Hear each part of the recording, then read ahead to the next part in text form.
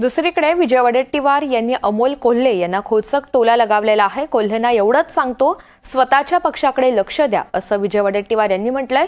कोल्हेंनी आम्हाला सल्ला कमी द्यावा असं मत सुद्धा त्यांनी मांडलेलं आहे। काँग्रेसची मोडलेली पाठ सरळ व्हायला तयार नाही असं वक्तव्य काही दिवसांपूर्वी कोल्हे यांनी एका बैठकीत केलेलं होतं आणि त्यावरच आता विजय वडेट्टीवार यांनी त्यांना प्रत्युत्तर दिलंय। या सरकारने ईव्हीएमच्या भरोशावर सत्ता मिळवली आहे। हे कालच्या मला वाचलेल्या त्या लेखावरून आता आम्हाला लक्षात यायला लागलेलं आहे। त्यामुळे जे काही पाशवी बहुमत ज्याला म्हणतो ते मिळालं तर त्या संदर्भात आम्ही चर्चा करत आहोत। तीनही पक्ष आहेत, आपल्या पद्धतीनं काम करतायत।